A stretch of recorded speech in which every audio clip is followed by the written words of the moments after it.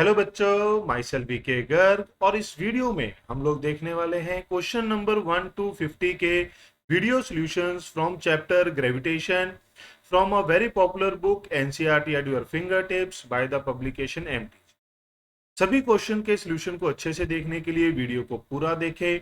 अगर फिर भी किसी क्वेश्चन में आपको डाउट रहता है तो आप हमारे टेलीग्राम चैनल पर आकर भी डाउट पूछ सकते हैं। मैं आपका वहां पर भी डाउट क्लियर करने की पूरी कोशिश करूंगा। उसका लिंक डिस्क्रिप्शन में दिया गया है। अगर आपको वीडियो पसंद आए तो इसको लाइक करना ना भूलें। इस क्वेश्चन नंबर 1 में क्या कह रहा है बेटा, ध्यान से देखेंगे।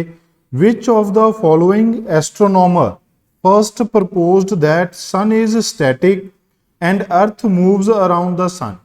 जब आप ऑप्शंस देखते हैं तो ऐसा लगता है कि सभी साइंटिस्ट इस थ्योरी के साथ कहीं ना कहीं जुड़े हुए हैं, बट जो हमारे पास आंसर है वो हमें एनसीईआरटी के अकॉर्डिंगली मार्क करना है। जो उनमें थ्योरी गिवन है, उन्होंने क्या कहा है, ध्यान से देखिए बेटा।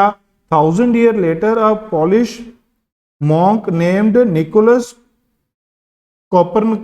Copernicus, इन्होंने प्रपोज्ड किया था a definite model in which the planets moved in circle around a fixed central sun. Okay, Copernicus ने जो है ये थ्योरी प्रपोज की थी, तो इसलिए इसका आंसर क्या आएगा, फर्स्ट बेटा। फिर आता है which of the following orbit is possible orbit for a planet. आपको पता है कि जो प्लेनेट है these revolve around sun in elliptical orbit. Elliptical orbit में ये मूव करते हैं, और जो सन है वो किस पे लाई करता है बेटा, sun lies on major axis. Major axis पे लाई करता है, तो यानी कि ये हमारे पास क्या होता है, प्लेनेट। तो सन लाइज ऑन मेजर एक्सेस बेटा। तो अगर आप यहां पर देखें, ये सन कहां पर है, सेंटर पे, ये नहीं हो सकता। यहां पर सन किस पे है, माइनर एक्सेस पे, ये माइनर एक्सेस हो गया, ये मेजर एक्सेस हो गया, तो ये नहीं हो सकता। यहां तो सन जो है पेरिफेरी पे ही हो गया, तो ये नहीं हो सकता। यहां सन एक मेजर एक्सेस पे लाई कर रहा है। मेजर एक्सेस के दो फोकस पॉइंट होते हैं, F1 एंड F2 बेटा। तो इन दोनों में से किसी भी पॉइंट पे ये लाई कर सकता है, तो एक फोकस पे लाई करना चाहिए। तो इसमें से पॉसिबल आंसर कौन सा हो जाएगा, second option is the right, sorry D option is the right answer बेटा। नेक्स्ट है question number 3। Kepler's second law is consequence of. Kepler second law किसका कॉन्सिक्वेंस है। ये अब अगर हमने केपलर्स का first law, second law, third law पढ़ा होगा तो सीधा थ्योरी का क्वेश्चन है बेटा। It is consequence of conservation of angular momentum. Conservation of angular momentum से ही हमारे पास केपलर सेकंड लॉ आता है। क्या आता है, law of area. Areal velocity of a planet around the sun क्या रहती है, कांस्टेंट। ओके, उसी के ऊपर बेस्ड नेक्स्ट क्वेश्चन है। Figure shows, question number 4, figure shows elliptical orbit of planet P about the sun S. The shaded area SCD is twice the shaded area SAB. या ध्यान से देखिए बेटा, ये वाले एरियाज की दिए गए हैं। ये एक एरिया है, ये एक एरिया है। अकॉर्डिंग टू क्वेश्चन ये एरिया डबल है एरिया 2 से। Area SCD is twice the shaded area SAB. T1 is the time for the planet to move from C to D. C से D जाने में जो टाइम लगा वो T1 है बेटा। जो A से B जाने में लगेगा दैट इज T2। अभी हमने बात करी केपलर्स सेकंड लॉ की। केपलर्स सेकंड लॉ हमें क्या बताता है बेटा, एरियल वेलोसिटी इज कांस्टेंट। क्या बताता है, areal velocity is constant. That means area covered divide by time taken is constant. तो यहां पर एरिया कितना कवर किया था बेटा, A1, टाइम टेकन T1। यहां पर एरिया कवर कितना किया था, A2, divide by time taken. तो अब अगर एरिया ये 2A2 है, ये T1, ये आ गया बेटा A2 बाय T2, तो आप कह सकते हैं 2T2 is equal to T1।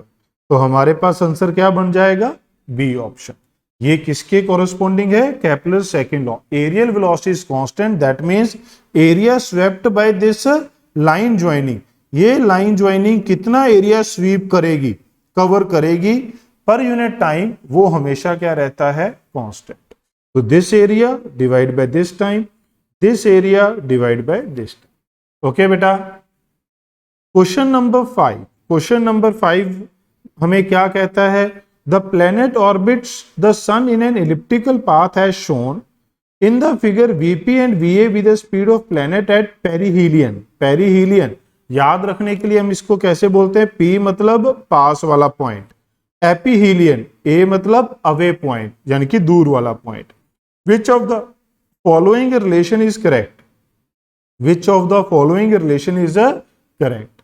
तो क्या होगा बेटा, यहां पर अगर आप देखें ये भी सेकंड लॉ के ऊपर बेस्ड है, जो एंगुलर मोमेंटम है ये क्या रहता है, कंजर्व, और जो एपीहीलियन पॉइंट है और पेरिहीलियन पॉइंट है इस पे जो वेलोसिटी होती है ये लाइन ज्वाइनिंग के परपेंडिकुलर होती है, क्योंकि ये मैक्सिमम डिस्टेंस का पॉइंट है तो इसके अलोंग वेलोसिटी का कंपोनेंट नहीं है, वेलोसिटी का कंपोनेंट इसके परपेंडिकुलर होगा।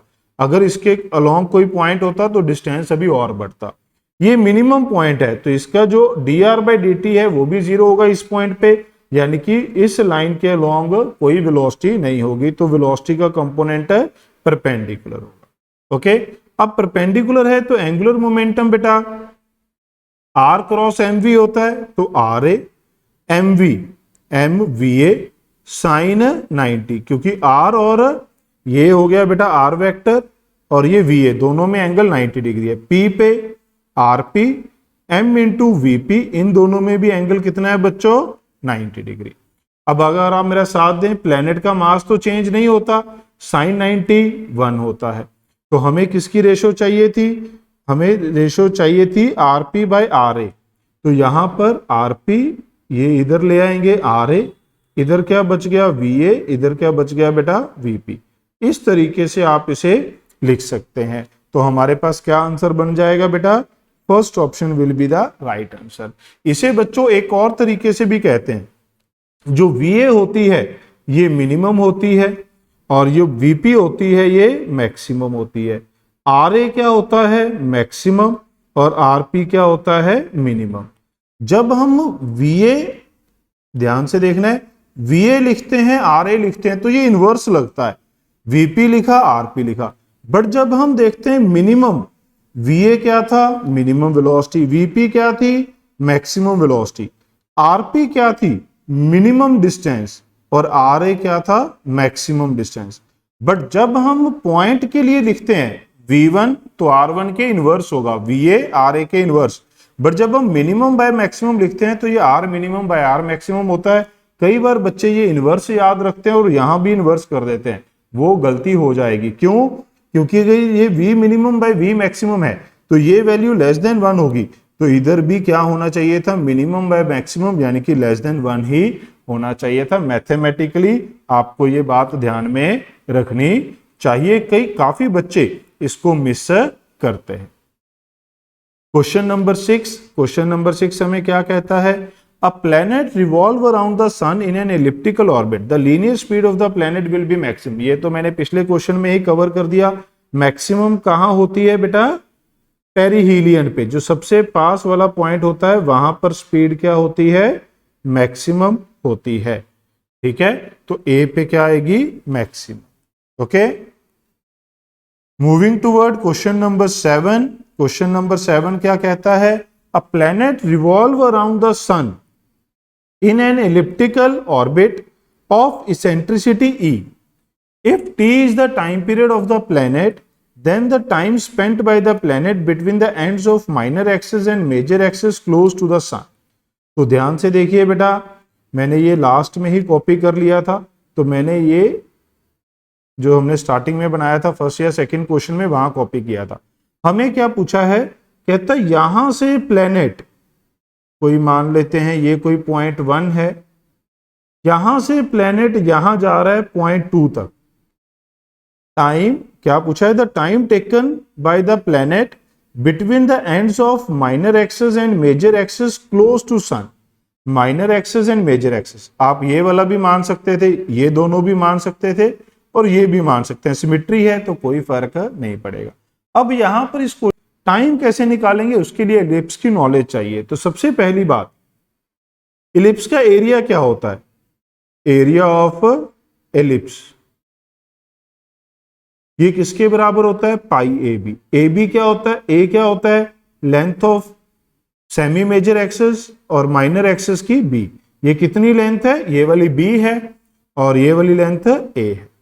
अब आपको और क्या पता होना चाहिए? यहां एक वर्ड यूज किया गया है इसेंट्रिसिटी। तो ये फर्स्ट लॉ में बताते हैं, लॉ ऑफ ऑर्बिट में सन का सेंटर से जो डिस्टेंस होता है ये किसके बराबर होता है? ए ई के बराबर होता है। क्या ये बात समझ में आई बेटा आपको? क्लियर है? ये 90 डिग्री हो गया। अब हम देखें एरिया ऑफ इलिप्स क्या है? पाई ए बी। इस एरिया के लिए टाइम पीरियड क्या है? टाइम पीरियड क्या है इसका? टाइम पीरियड है टी। तो इतना एरिया, पूरा एरिया कवर करने के लिए टाइम कितना लगता है? टी।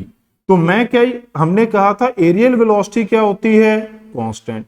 एरिया बाय टाइम क्या है बेटा? Constant. Areal velocity is a constant, इसे d a by d t भी लिख देते हैं। Areal velocity constant, area covered पर यूनिट टाइम।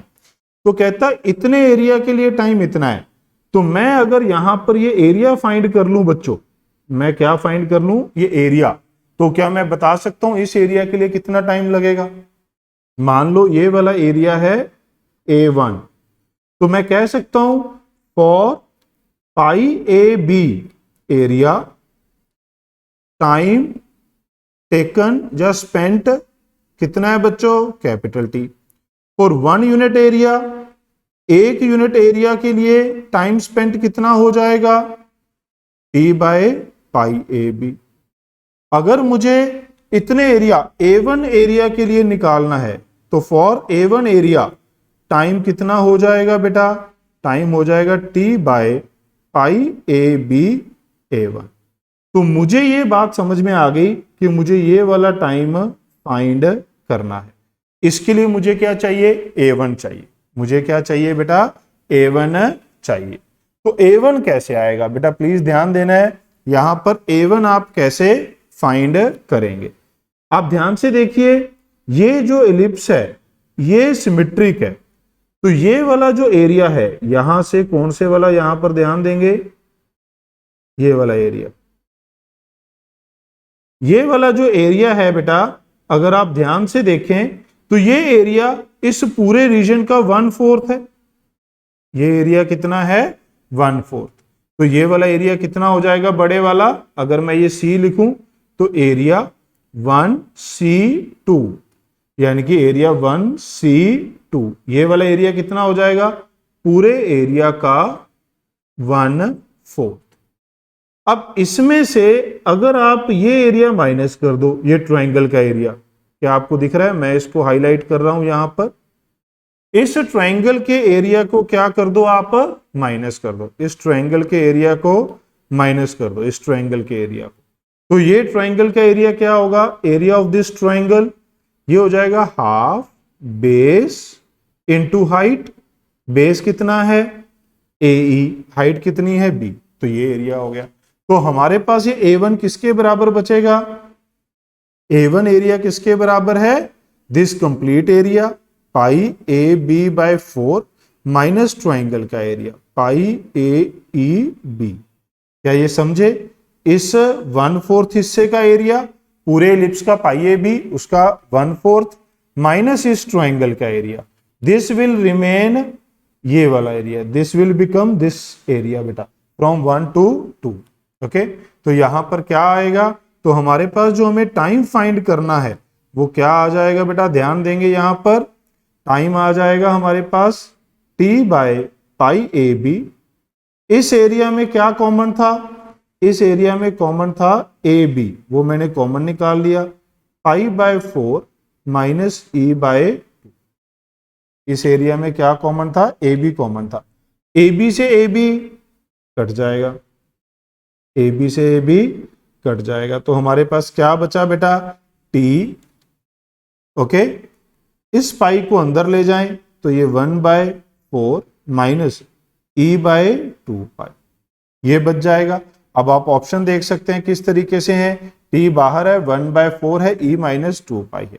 इस स्टेप को ध्यान से देखना है, इस पाई को हमने अंदर मल्टीप्लाई कर दिया बेटा, तो यहां पाई आ गया तो पाई से पाई कट गया, यहां पाई आ जाएगा, वो एज इट इज रहेगा।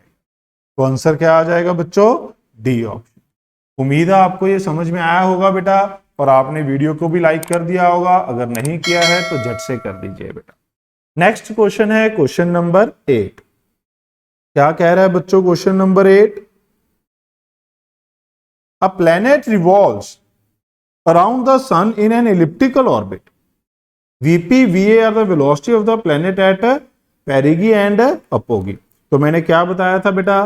पेरिगी मतलब पास वाला पॉइंट, यानी कि ये सन के पास वाला पॉइंट कहलाता है पेरिगी, दिस इज VP।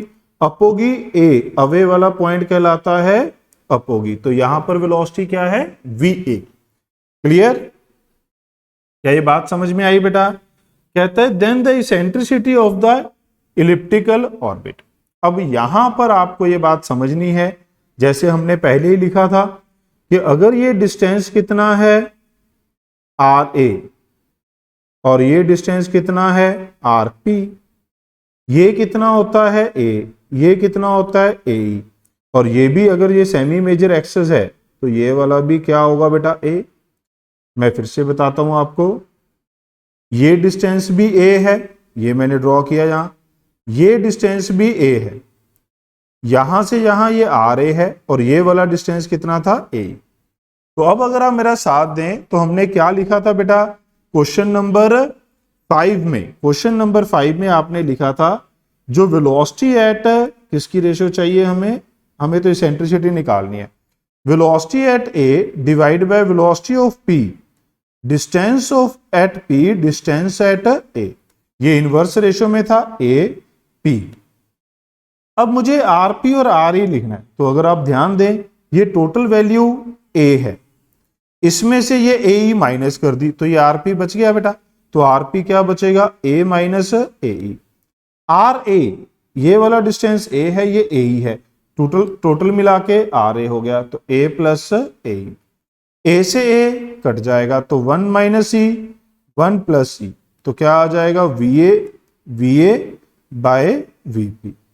अब अगर हमें इसेंट्रिसिटी फाइंड करनी है तो आप इसे क्रॉस मल्टीप्लाई कर दीजिए बेटा, ये आ जाएगा, ये आ गया VP, ये आ गया minus VP।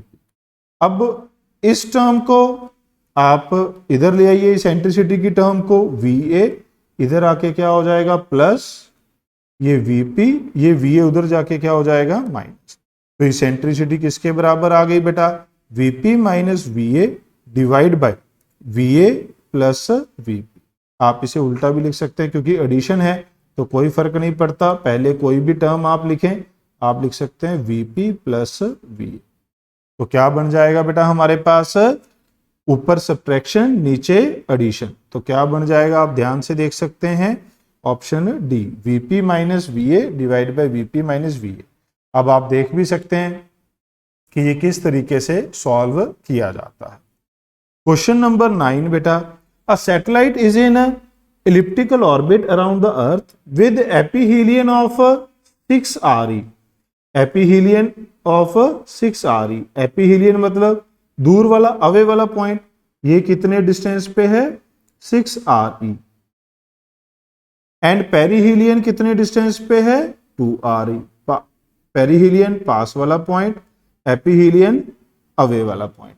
Where R is the radius of earth, the eccentricity of the orbit. अब ये फिर से वही लग गया, देखो eccentricity RA divide by RP, ये कितना है? 6 RE डिवाइड बाय 2 RE बेटा। RA A किसके बराबर होता है? जैसे हमने लास्ट क्वेश्चन में लिखा बेटा, ये AE, ये A, तो ये कितना आ गया? AE plus A। ये क्या है? ये पूरा क्या था? A माइनस AE, तो ये आ गया A माइनस AE। समझे? तो ये कट गया यहां पर, ये 3 बच गया, क्रॉस मल्टीप्लाई कर देंगे, 3A माइनस 3AE, यहां आ गया AE प्लस A। उसको इधर ले आइए बेटा, 3A माइनस A, ये उधर जाके क्या हो जाएगा? AE प्लस 3AE, तो ये आ गया 2A, या ये आ गया 4A। तो इसेंट्रिसिटी कितनी आ गई बच्चों? 0.5। आप इसे 1/2 भी कह सकते हैं। क्लियर है? उम्मीद है आपको समझ में आया होगा। Question number 10, the areal velocity and the angular momentum of the planet are related by which of the following relation. ये भी हमारे पास कौन सा लॉ है? Kepler's second law.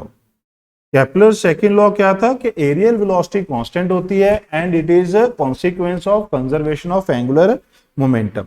तो ये एरियल वेलोसिटी है delta A by delta T, ये किसके बराबर होता है बेटा? Angular momentum divide by 2 times mass of a planet. तो आंसर क्या है? ए। ये आपको याद ही रखना होता है। एरियल वेलोसिटी इसकी डेरिवेशन क्लास में कराई जाती है, D A by D T is equal to L by 2m। ये आपको एज इट इज याद रखना है बेटा, उम्मीद है आपको याद भी होगा। क्वेश्चन नंबर 11, इसमें बेटा क्या कह रहा है आपको ध्यान से देखें। Which of the following Kepler's law is also known as harmonic law. ये तो याद रखने वाली बात है, क्लासेस में लिखवाया जाता है।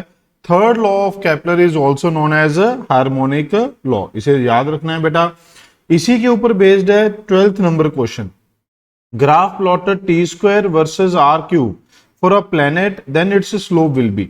अब आपको पता है टी स्क्वायर जो है ये आर क्यूब के प्रोपोर्शनल होता है, तो स्ट्रेट लाइन ग्राफ होगा, बट हमसे पूछ ली इसकी स्लोप क्या है। इसके लिए एग्जैक्ट फॉर्मूला आपको पता होना चाहिए। टी होता है 2 pi root R cube divide by G M S. अगर कोई सैटेलाइट प्लेनेट के अबाउट घूम रहा है तो प्लेनेट का मास लेना होता है, अगर प्लेनेट सन के अबाउट घूम रहा है तो हमें सन का मास लेना होता है। जिसके अबाउट ऑब्जेक्ट घूमेगा वो मास लेना है। तो यहां पर स्क्वायर कर दीजिए, टी स्क्वायर ये हो जाएगा 4 पाई स्क्वायर, यहां बच गया जी एम एस और ये हो जाएगा हमारे पास आर क्यूब। अब अगर आप इसे कंपेयर करें स्ट्रेट लाइन इक्वेशन के साथ, तो this T square act as Y, this R cube act as X. Therefore जो स्लोप है, स्लोप किसके बराबर आ जाएगी बेटा? 4 pi square by G M S. Okay, तो ये हमारे पास क्या हो जाएगा? First option will be the right answer for this question. देखते हैं question number 13। A satellite having same time period as that of Earth is orbiting the Earth at height। एक सैटेलाइट है जिसका टाइम पीरियड अर्थ के time period के बराबर है, यानी कि इसने थोड़ा सा मिस कर दिया। That of earth about its axis, earth orbiting about its axis का लेना होता है। क्या आ जाएगा यहां पर? हाइट कितनी है? 6r। तो इसका रेडियस ऑफ ऑर्बिट क्या होता है? h प्लस r बेटा, तो it will be 7r। Okay, now where r is the radius of earth, the time period of another satellite हमें फाइंड करना है which is at height 2.5r। That means radius of orbit क्या हो जाएगा इसके लिए? 3.5r। क्या ये बात समझ में आई बेटा? This is height, height from surface of अर्थ, तो रेडियस ऑफ ऑर्बिट क्या हो जाएगा? r plus H. क्यों? क्योंकि ये रेडियस है सेंटर से और ये हाइट h है, तो हमारे पास जो रेडियस ऑफ ऑर्बिट लिया जाता है दिस इज फ्रॉम सेंटर, तो ये किसके बराबर होता है? r plus h. Okay, now time period का square is proportional to R cube, तो आप कह सकते हैं T2 by T1 square is equal to R2 by R1 का क्यूब। अब ये कितना है? 3.5r, ये कितना है? 7r। क्यूब कर देंगे तो ये कितना बचेगा बेटा? यहां पर 2 का क्यूब 1/8 का रूट ले लेंगे तो it will B T2 by T1। तो T2 will be T1 divide by 2 root 2। Root 8 किसके बराबर होता है? 2 रूट 2। T1 अर्थ का टाइम पीरियड कितना होता है बेटा? 24 आवर्स। तो आप इसे आवर्स में हमें फाइंड करना है, तो 24 बाय 2 रूट 2 आप लिख सकते हैं 12 बाय रूट 2, फिर आप इसे लिख सकते हैं 6 रूट 2 आवर्स। ओके, तो ये कितना आ जाएगा बच्चों? 6 रूट 2 आवर्स। क्लियर है? उम्मीद है आपको ये समझ में आया होगा। Next question number 14। Question number 14 हमें क्या कह रहा है? Assuming that earth and Mars move in circular orbit around the sun with the Martin orbit being 1.52 times the orbital radius of अर्थ। यानी कि मार्स का जो ऑर्बिट है वो अर्थ के ऑर्बिट से 1.52 टाइम्स है। The length of the Martian year, earth के ईयर का हमें पता है 365 होता है, उसी की टर्म में बताना है। तो this is also based on third law of Kepler, it is T square is proportional to R cube. अब हमें मार्स बाय अर्थ के लिए देखना है, तो ये हमारे पास orbit of radius of orbit of Mars, radius of orbit of earth का क्यूब कितने टाइम्स है बच्चों? 1.52 टाइम्स है। तो अगर आप ध्यान से देखें, हमें इसकी वैल्यू की जरूरत नहीं है क्योंकि ऑप्शंस में कुछ इसी तरीके से रखा गया है। सिंपल आपको यहां पर इस 2 को इधर ले जाना है, तो it will become 1.52 raise to power 3/2। तो हमारे पास time period of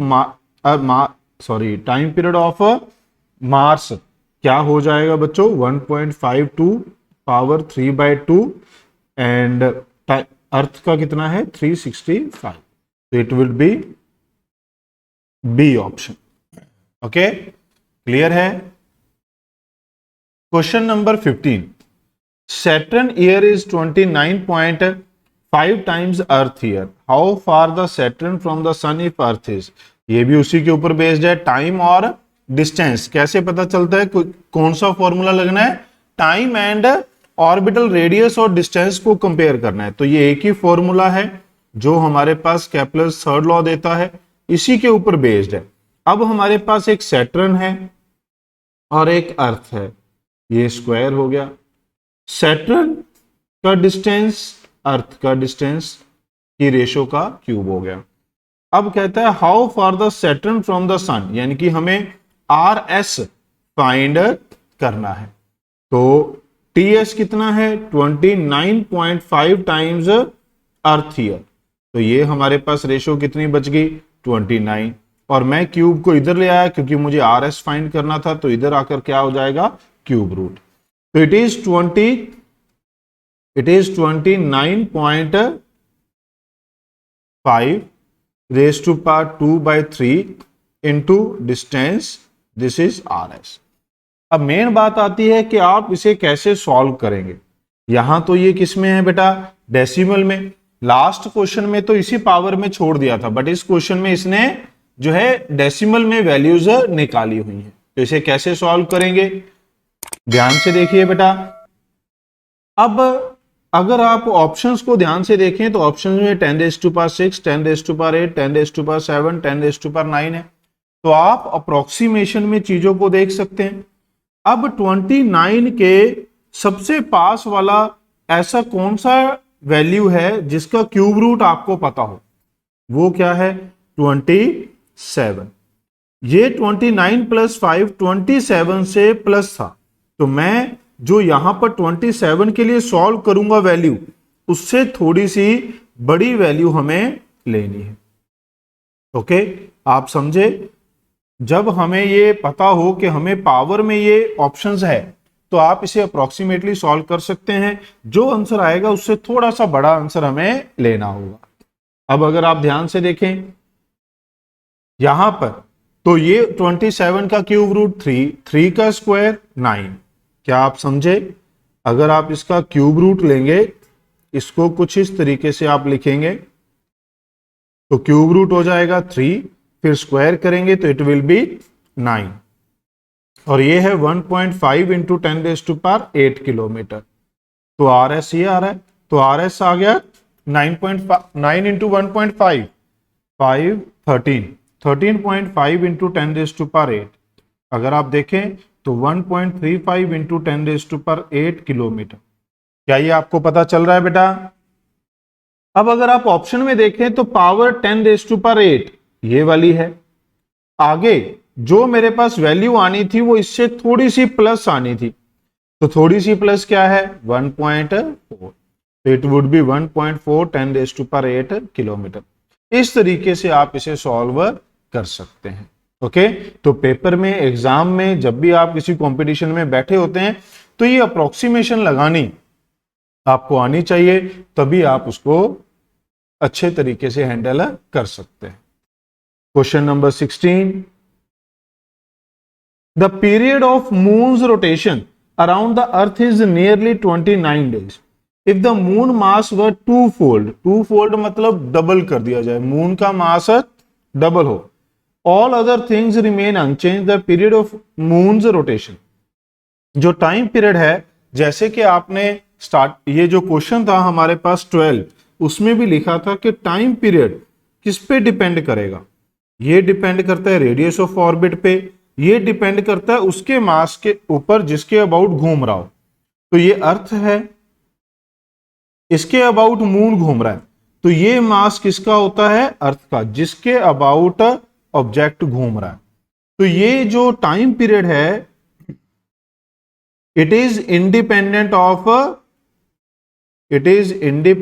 of mass of revolving body, independent of mass of, यहां पर रिवॉल्विंग कौन सा है, मून, तो जो घूम रहा है उसके मास पे डिपेंड नहीं करती बेटा। तो answer will B 29 days, it will remain same, D answer will be the, D option will be the right answer.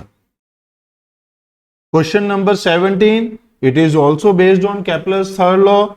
Average distance of Earth from the Sun is L1. 1 year on Earth is D. 1 year of another planet whose average distance is L2. So simple, T2 by T1, L2 by L1. T square is proportional to Q. तो simple आप उधर इसको root ले लीजिए बेटा, तो ये आ जाएगा 3/2 और ये आ जाएगा T1। तो T1 कितना दिया है हमें, D, T1 कितना दिया था बेटा क्वेश्चन में, D, तो it will be A simply B option. Okay, clear है। क्वेश्चन नंबर 18, ये क्या कहता है, if earth is 1/4 of its present distance from the sun, earth is 1/4 of its present distance, the duration of the year will be changed to. तो जो time है, time period बेटा का square is proportional to R cube, तो यहां पर final distance initial की power 3। अब हमें कह दिया अर्थ is 1/4 of its present distance, यानी कि ये r/4 हो गया, का क्यूब लेंगे तो ये हमारे पास क्या हो जाएगा, 1/4 रेज टू पावर क्यूब, तो ये हो जाएगा 1/64। अब आप इसका रूट ले लीजिए बेटा, क्योंकि यहां क्या था, स्क्वायर, तो अगर आप इसका रूट लेंगे तो इट विल बी रूट 1/64 यानी कि 1/8। तो न्यू टाइम पीरियड क्या हो जाएगा बेटा, new time period will be T/8, new time period will be T/8। तो आंसर क्या आना चाहिए, 1/8 ऑफ द प्रेजेंट ईयर, क्योंकि इसने लिखा है चेंज्ड टू। आपको इसमें करेक्शन करनी होगी बेटा, करेक्शन है, आंसर की में डी ऑप्शन दिया है, आंसर की में क्या ऑप्शन दिया है बेटा, डी, 7/8 ऑफ द प्रेजेंट। वो बस तब होता अगर इसको लिखता चेंज्ड बाय, अगर चेंज्ड बाय लिखता तो आंसर क्या आता, डी, यहां लिखा है चेंज्ड टू, तो answer will be C. Okay, तो ये करेक्शन आपको यहां पर करनी है।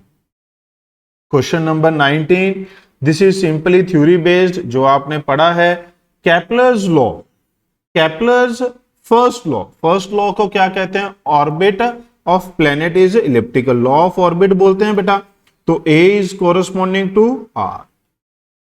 Kepler's second law, second law कहता है areal velocity is constant and it is based on law of conservation of angular momentum, तो B is corresponding to S. Kepler's third law, हमने अभी अभी काफी सारे क्वेश्चंस किए, it is based on T square is proportional to A cube. Newton's law of gravitation, it is the inverse square law, it is the inverse square law because force is inversely proportional to square of distance. Okay, तो कौन C option हमारे पास match कर जाएगी, C option match करेगी। 20th, which of the following statement is correct regarding the gravitational force? Gravitational force के लिए कौन सी स्टेटमेंट करेक्ट है, करेक्ट है बेटा, the gravitational force is dependent on the intervening medium, no, it is independent of medium. अगर आप दो मासेस को एयर में रखें, वैक्यूम में रखें या किसी और मीडियम में रख दें, इनकी बीच की ग्रेविटेशनल फोर्स क्या रहती है, same. Gravitational force is non conservative, it is a conservative force. दिमाग में आना चाहिए व्हाट इज कंजर्वेटिव फोर्स, जिसका वर्क जो है पाथ इंडिपेंडेंट हो, इनिशियल एंड फाइनल पोजीशन पे ही डिपेंड करता हो। Gravitational force forms action reaction pair, yes. जो ग्रेविटेशनल फोर्स है it obey Newton's third law of motion that every action has equal and opposite reaction. तो ये action reaction pair form करती है, तो ये करेक्ट हो गया। हमें करेक्ट ऑप्शन देखनी थी D, gravitational force is non central, it is a central force, it act along the line joining the 2 point charges. तो ये सेंट्रल फोर्स होती है। सेंट्रल का मतलब when a force act along the line joining the 2 point charges. Okay, तो ये भी हमारे पास क्या है, गलत है, क्योंकि इसने नॉन सेंट्रल दिया है। तो आंसर आएगा सी ऑप्शन।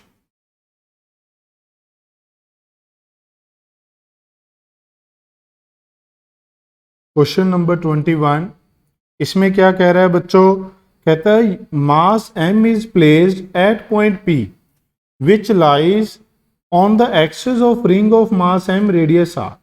अब हमारे पास एक रिंग है, इस रिंग का मास m है, रेडियस r है, इसके एक्सिस पे एक जो पॉइंट मास है वो लाई कर रहा है। कितने डिस्टेंस पे लाई कर रहा है, एट अ डिस्टेंस r। ये डिस्टेंस भी कितना है बच्चों, r। जब हमने डिराइव किया था या डिराइव करते हैं क्लास में तो जनरली ये डिस्टेंस x लिया जाता है। तो अब अगर हमें इसके ऊपर फोर्स देखनी है तो वो फोर्स किसके बराबर होती है, फोर्स होती है mass into field, gravitational field due to ring. Ring की वजह से जो ग्रेविटेशनल फील्ड है उसका फॉर्मूला क्या होता है, G mass on ring x divide by are square plus x square raise to power 3/2। ये x हम डेरिवेशन में लेते हैं एक्सिस पे डिस्टेंस, जो इस क्वेश्चन में कितना दिया है r। अब आप इसमें बिंदास वैल्यू पुट कर दीजिए बेटा, GMM x की वैल्यू r, नीचे क्या आ जाएगा r square plus r square raise to power 3/2। अब आप देख सकते हैं GMMR नीचे हो गया 2 की पावर 3/2, आर स्क्वायर की पावर 3/2 करेंगे तो आर क्यूब हो जाएगा। उम्मीद है ये थोड़ा सा जो मैथमेटिकल स्टेप है ये आपको आता ही होगा। अब अगर आपके पास 2 रेज टू पावर 3/2 है तो इसको आप क्या लिख सकते हैं, यहां पर ये एक आर तो कट जाएगा, आर स्क्वायर बचेगा, 2 रेज टू पावर 3/2 इसको आप लिख सकते हैं 2√2r। क्यों बेटा, क्योंकि 2 raise to power 3/2 is equal to 2 power 1 plus 1/2। तो ये आ गया पावर 1, ये आ गया 1/2, इट बिकम्स 2√2। तो इसी वजह से जो हमारे पास आंसर है वो कितना बन जाएगा बेटा, GMM/√2r स्क्वायर था, यहाँ पर क्या बचा था, यहाँ स्क्वायर बचा था। तो answer will be C option.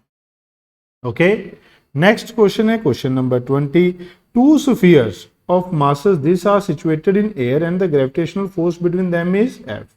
The space around the masses is now filled with the liquid there is the gravitational force. जैसे कि हमने क्वेश्चन नंबर 20 में भी ये देखा था बेटा, क्या देखा था, अगर मैं यहाँ पर आपको दिखाऊं तो हमने क्वेश्चन नंबर 20 में भी ये देखा था, the gravitational force is dependent on the intervening medium. ये इनकरेक्ट स्टेटमेंट थी। जो ग्रेविटेशनल फोर्स है ये क्या होती है, does not depend on intervening medium. Okay, ये मीडियम पे डिपेंड नहीं करती, इसीलिए किसी भी स्पेसिफिक ग्रेविटी का लिक्विड फिल किया हो force will remain same if masses and separation are same. तो इस क्वेश्चन के लिए आंसर क्या आ जाएगा, एफ। क्लियर है, तो B option will be the right answer for this question. आगे बढ़ते हैं, क्वेश्चन नंबर 23 क्या कह रहा है बच्चों, ये कहता point mass m is placed inside a spherical shell. एक पॉइंट मास है स्फेरिकल शेल के अंदर रखा गया, स्फेरिकल शेल जिसका रेडियस r है और मास m है, and mass point mass m कहां पर रखा है बेटा, at distance r/2 from the center. The gravitational force exerted by the shell on the point mass force किसके बराबर होती है? Mass into field. फील्ड कौन सा? Inside shell, and all of you know field inside shell is 0, therefore force will also be 0। Clear है बेटा? Question number 24 क्या कहता है? Two stars of masses M1 and M2 are the parts of a binary star system. Binary star system क्या होता है बेटा? जिसमें ये दोनों मास अपने कंबाइंड सेंटर ऑफ मास के अबाउट सर्कल में घूमते हैं। कंबाइंड सेंटर ऑफ मास के अबाउट ऐसे ये घूमते हैं बेटा, combined, okay, with common angular velocity. उम्मीद है आपने ये क्लास में पढ़ा होगा, एंगुलर वेलोसिटी का फॉर्मूला भी लिखवाया जाता है, ठीक है। तो ये सेंटर ऑफ मास के अबाउट घूमते हैं। तो यहां क्या दिया है? The radius of their orbit are r1, पहले का ऑर्बिट है r1, दूसरे का ऑर्बिट है r2। ऑर्बिट का मतलब ये इस सर्कल में घूमेगा ऐसे, ये इस सर्कल में घूमेगा r1 में। Measured from the centre of mass, clearly mention है कि ये सेंटर ऑफ मास से मेजर्ड है। The magnitude of gravitational force m1 exerted on m2, m2 पे जो फोर्स लगेगी बाय m1 वो किसके बराबर होगी? g, mass of 1 mass of 2 divide by इन दोनों के बीच की सेपरेशन। बेटा इन दोनों के बीच की सेपरेशन कितनी हो गई? ये सेपरेशन इन दोनों के बीच की हो गई r1 प्लस r2, तो इसका क्या आ जाएगा? स्क्वायर। तो सिंपल ग्रेविटेशनल फॉर्मूला यहां लगाना था, बस ध्यान रखना है कि जो सेपरेशन है वो कितनी हो जाएगी? r1 plus r2 between two mass. Question number 25 क्या कहता है बच्चों? ये ध्यान से देखेंगे। कहते हैं two identical spheres each of mass m and radius r are separated by distance 10r। इन दोनों के बीच का डिस्टेंस कितना है बच्चों? 10r, ओके, ये 10r डिस्टेंस। ये दोनों sphere r radius m mass, r radius m mass. Now the gravitational force on mass m placed at the mid point, centre पे एक रखा है, और ये डिस्टेंस 10r था तो ये 5r हो गया और ये 5r। Centre to centre distance लिया जाता है बेटा जब ये 10r लिया जाता है, तो सेंटर टू सेंटर, तो जो मिड पॉइंट है वो इधर से भी 5r होगा, इधर से भी 5r होगा। पूछा क्या है? यहां एक मास रख दिया m placed at the mid point of the line joining the centre of the sphere. पूछा क्या है? Gravitational force. Oh my God, ये तो क्लियर ही है बेटा। अगर ये a है ये b है, a जो स्फीयर है वो इस तरफ फोर्स लगा, सॉरी डायरेक्शन उल्टा ले लिया, a जो है वो अट्रैक्टिव फोर्स लगाएगा बेटा। कितनी लगाएगा? a आउटसाइड पॉइंट पे जो स्फीयर है it act as a point mass placed at centre. B जो है वो अपनी तरफ फोर्स लगाएगा, वो कितनी लगाएगा बेटा? क्योंकि उसका भी मास सेम है, डिस्टेंस सेम है, तो फोर्स उसकी वजह से भी क्या होगी? Same. FA and FB are in opposite direction. ये दोनों किस में है बेटा? ऑपोजिट डायरेक्शन में। इसलिए नेट फोर्स क्या हो जाएगी? 0। इसलिए नेट फोर्स क्या हो जाएगी बेटा? 0। ओके। क्वेश्चन नंबर 26 में क्या कह रहा है बेटा हमें? 2 point masses A and B having masses in ratio 4:3। तो हम क्या लिख सकते हैं कि ये जो दो मासेस हैं A और B पे, इनकी रेशो है 4:3। तो आप सिंपली कह सकते हैं हम MA को मान सकते हैं 4M और B को मान सकते हैं 3M। ये हम लेट कर सकते हैं, ये सिंपल रेशो तो आप सबको मालूम ही है। अब हमें कहता है they are separated by 1 metre distance. तो A पॉइंट पे डिस्टेंस कितना है? मास कितना है? 4M। B पे कितना है? 3M। इन दोनों के बीच की जो सेपरेशन है वो कितनी है? 1 metre. Another point mass C of mass M is placed in between A and B। A और B के बीच में एक और मास C रख दिया बेटा। द फोर्स बिटवीन AC के बीच में फोर्स कितनी है? 1/3 the force between B and C। Find the distance C from A। तो लेट कर लो इस C का A से डिस्टेंस कितना है? X। तो B से कितना बच जाएगा? 1 - x बेटा। इस पे मास कितना है? M। तो आप क्या फोर्स लिख सकते हैं A और C के बीच में? सिंपल G मास 4m, ये capital M divide by x square. Force between B and C, ये क्या हो जाएगी जी, मास कितना है 3m कैपिटल M, सेपरेशन कितनी है 1 माइनस एक्स का स्क्वायर। अब अगर आप ये डेटा यहां पुट कर दें इसमें, तो ये हमारे पास आ गया 4gm capital M divide by x square, ये आ गया 1/3, यहाँ क्या आ गया 3gm by m 1 minus x square. मुझे लगता है आप समझ गए होंगे, ये 4 हमने आगे लिख लिया, ये 3 आगे लिख। अब सिंपल आप इनको कट कर सकते हैं, gmm ये कट गया, 3 से 3 कट गया, तो 4, ये 1 माइनस एक्स स्क्वायर इधर आ गया, इधर क्या बचा सिर्फ एक्स स्क्वायर, क्रॉस मल्टीप्लाई कर दिया बेटा हमने। अब आप इसका रूट ले लेंगे, रूट लेंगे तो 2 1 माइनस एक्स इक्वल टू, तो आप यहाँ पर क्या लिख सकते हैं 2 minus 2x equal to x, तो x की वैल्यू क्या आ जाएगी 2/, तो हमें क्या निकालनी थी बेटा x की वैल्यू, यानी कि डिस्टेंस फ्रॉम, उम्मीद है आपको समझ में आया होगा। नेक्स्ट क्वेश्चन, क्वेश्चन नंबर 27, क्या कहता है बच्चों, an object of mass 200 kg, एक ऑब्जेक्ट है जिसका मास कितना है बेटा 200 kg, is orbiting in a circle with earth is, एक minute, mass 2 kg, circle the earth in an orbit of radius, ये अर्थ को सर्कल कर रहा है कितने रेडियस में, इसका रेडियस ऑर्बिट का 3r/2, ये मास ऑफ अर्थ हो गया, radius of earth is r is the radius of earth, assuming the gravitational pull on 1 kg on earth surface, earth surface पे बेटा पुल, अर्थ सरफेस पे मास of object, field on surface, ये कितनी दे रखी है 10, मास कितना दे रखा है 1, पुल कितनी होती है अर्थ सरफेस पे gm/r², तो आपको इनडायरेक्टली gm/r² की वैल्यू गिवन है 1 न्यूटन, और यही आपको बेटा पता होगा, यही स्मॉल g होता है, तो ये आपको इनडायरेक्ट वे में दे। अब हमसे पूछा है पुल ऑन द ऑब्जेक्ट, इस ऑब्जेक्ट पे कितना पुल ऑन ऑब्जेक्ट, अगर आप देखेंगे तो mass of object into field, mass कितना है 200, फील्ड कितना होगा gm/r², r क्या होता है सेंटर से डिस्टेंस, और ये कितना है 3r/2, तो यहां पर क्या हो जाएगा आउटसाइड पॉइंट पे 3r/2।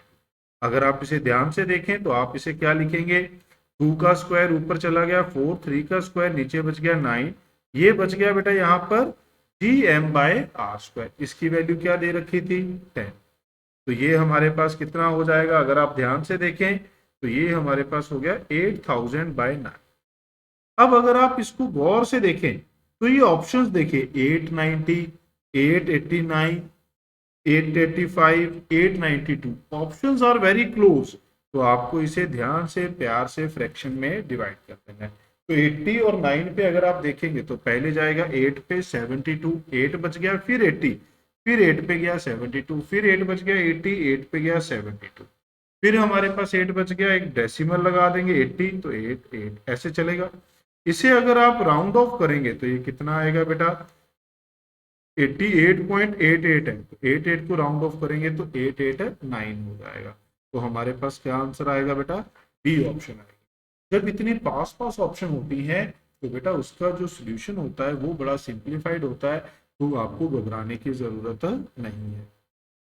ओके, क्वेश्चन नंबर 28 क्या कहता है, mass of moon is 1%, mass of moon is 1% of mass of earth, the ratio of gravitational force pull on earth, ये अर्थ है ये मून है, ओके, तो इन दोनों पे जो ग्रेविटेशनल पुल है, pull of earth on moon, pull of earth on moon and that of moon on earth, क्या बात है, ये तो दोनों बराबर ही होंगे, न्यूटन्स थर्ड लॉ बेटा, force on moon by earth is equal to force on earth by moon, equal and opposite होंगे, तो इनकी मैग्नीट्यूड की रेशियो क्या होगी बेटा, इनकी मैग्नीट्यूड की रेशियो क्या होगी 1:1, Newton's third law of motion. Clear है बेटा, तो सिंपल यहाँ पर रेशियो, मास की रेशियो जो भी हो, जो फोर्स मून अर्थ पे लगाएगा वही फोर्स अर्थ मून पे लगाती है, यही है Newton's third law, and law of gravitation इसे ओबे करता है। नेक्स्ट है बेटा क्वेश्चन नंबर 29। क्या कहता है? A small planet is revolving around a very massive star in a circular orbit of radius r with a period of revolution t. If the gravitational force is proportional to r raised to power -5/2, तो क्या हो? ध्यान से देखेंगे बेटा। जो हमें दे दिया force is proportional to r raise to power minus, हमें रिलेशन किसका निकालना है? तो फोर्स बेटा, यही फोर्स हमें सेंट्रीपिटल फोर्स प्रोवाइड करती है। तो सेंट्रीपिटल फोर्स क्या हो जाती है? M omega square. M constant है, हटा देंगे हम लोग, और जो हमारे पास ओमेगा है उसको हम 2 पाई/टी लिखेंगे। कैसे लिखेंगे देखते हैं। M omega square r raise to power -5/2। तो ओमेगा को लिख लिया हमने 2 पाई/टी का स्क्वायर। आर इधर चला जाएगा बेटा, तो ये हो जाएगा आर -7/2। ये समझ में आया कैसे? यहां पर पावर क्या थी? Are raise to power -5/2। एक इधर से आके आर डिवाइड हो गया, तो ये पावर ऊपर जाकर भी माइनस हो जाएगी, तो अल्टीमेटली क्या बनेगी? -7। ओके, तो इस तरीके से आप इसे लिख सकते हैं। अब 2 पाई भी कांस्टेंट है, तो ये 1/t² हो गया। इधर पावर ऊपर थी तो मैंने इसको लिख लिया नीचे 7/2। तो इसका मतलब t² is proportional to r raise to power 7/2। तो t इज प्रोपोर्शनल टू 7/4, क्योंकि ये पावर फिर से इधर जाके रूट होगी, तो नीचे 2 × 2 4 होगा। तो हमारे पास क्या बनेगा बेटा? D option. Okay, question number 30। ये क्या कहता है? वैसे तो ये एक रिजल्ट है बेटा जो आपको याद रखना है, इलेक्ट्रोस्टैटिक चैप्टर में भी ये यूज होता है। क्या कहता है? मास N is at rest is broken into two pieces having masses this and this. The two masses are then separated by distance r. The gravitational force, इनके बीच में gravitational force क्या हो जाएगी? m minus m divide by r square. कहता for the force to be maximum, maximum force होने के लिए इनकी रेशो क्या होनी चाहिए? मैक्सिमम फोर्स होने के लिए इसका डिफरेंशिएशन क्या हो जाएगा बेटा? 0। वेरिएबल क्या है? Small n. कैपिटल एम तो कांस्टेंट था, टोटल मास था। अगर मान लो ये 10 kg है, तो एम के ऊपर डिपेंड करेगा दूसरा मास। अगर m1 तो ये 9, अगर m2 तो ये 8। तो वेरिएबल क्या है? सिर्फ m। इसलिए हमने m के साथ इसे क्या कर दिया? डिफरेंशिएट। ये फिगर क्या थी? g/r²। ये था m माइनस m स्क्वायर। तो अब अगर हम देखें तो m, स्मॉल m का डिफरेंशिएशन 1, स्मॉल m स्क्वायर का डिफरेंशिएशन 2m इक्वल टू 0। तो m minus 2m equal to 0। तो m की वैल्यू क्या आ जाएगी बेटा? m/2। तो जो रेशो हमसे पूछी गई है वो कितनी आएगी? अगर आप ध्यान दें तो ये कितना है? m/2। ये भी कितना है? m minus m/2। तो ये क्या बच गया बेटा? m/2 m/2। तो ये क्या आता है? 1:1। तो ये रिजल्ट हमें याद रखना होता है।